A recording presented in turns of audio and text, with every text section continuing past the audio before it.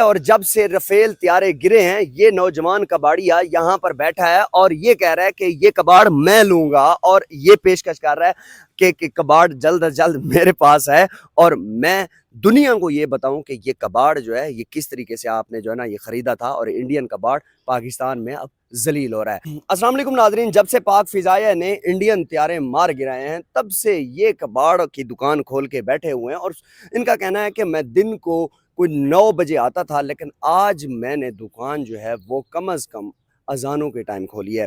وجہ جانتا ہوں کہ کیوں اور کس وجہ سے انہوں نے دکان کھولی ہے۔ السلام علیکم۔ وعلیکم السلام۔ مجھے یہ بتائیں کہ آپ کا ٹائم ٹیبل کیا ہوتا ہے؟ ہم 9 بجے آتے ہیں ڈیلی کا، لیکن آج آپ صبح صبح آ گئے ہیں، وجہ؟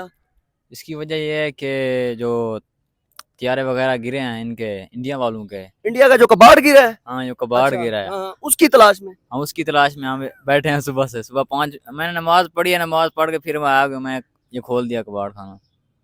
وہ تو لوگ اٹھا کے جو ہے نا وہ اس کے ساتھ کوئی تصویریں بنا رہے ہیں، مجھے تو نہیں لگتا یہاں تک آپ تک پہنچے۔ اس لیے تو ہم بیٹھے ہیں نا، ہم تک آپ پہنچے تو ہم کچھ کر رہے ہیں نا پھر۔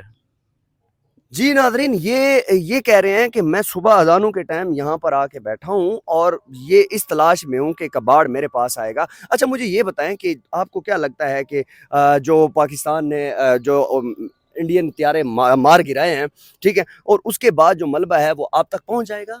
انشاءاللہ پہنچ جائے گا، امید پہ دنیا قائم ہے۔ امید پہ دنیا کا ہے۔ جس طریقے سے پاکستانی فضائیہ نے کارنامہ سر انجام دیا، دشمن کو منہ توڑ جواب دیا، آپ کیا سمجھتے ہیں کہ یہ پاکستان کی جو فضائیہ ہے اس نے پورے پاکستان کو اس طریقے سے جو معاملات خراب ہونے جا رہے تھے، انڈین دہشت گردی کر رہا تھا پاکستان کے اندر، نہتے لوگوں کے اوپر حملہ کیا ہے، کیا پیغام دینا چاہیں گے؟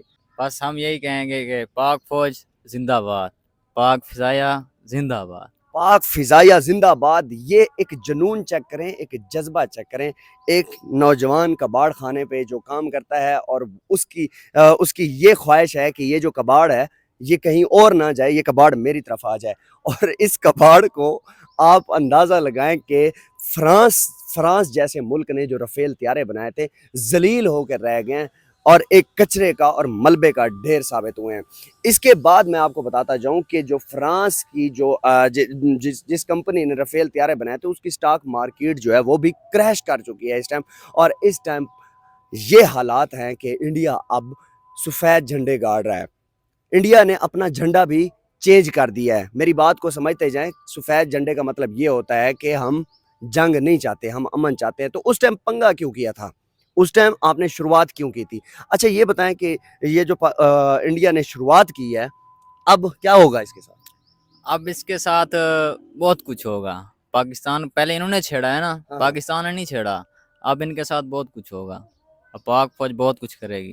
جس طریقے سے ہم دیکھ بھی رہے ہیں بڑے جو نا وہاں پر فوجی بھاگ گئے ہیں، وہ انہوں نے ان کے فوجی بھاگ رہے ہیں، ان کے جہاز ہم نے گرائے ہیں۔ پاک فوج نے بہت اچھا کام کیا، دل خوش کر دیا رات کو۔ جی ہاں، دل خوش کر دیا ہے، اور جب سے رفیل طیارے گرے ہیں یہ نوجوان کباڑیا یہاں پر بیٹھا ہے اور یہ کہہ رہا ہے کہ یہ کباڑ میں لوں گا، اور یہ پیشکش کر رہا ہے کہ کباڑ جلد از جلد میرے پاس ہے، اور میں دنیا کو یہ بتاؤں کہ یہ کباڑ جو ہے یہ کس طریقے سے آپ نے جو ہے نا یہ خریدا تھا، اور انڈین کباڑ پاکستان میں اب ذلیل ہو رہا ہے، اور ان کا جذبہ یہ ہے کہ پاک فوج زندہ باد، پاک فضائیہ زندہ باد، اور پاکستان پائندہ باد۔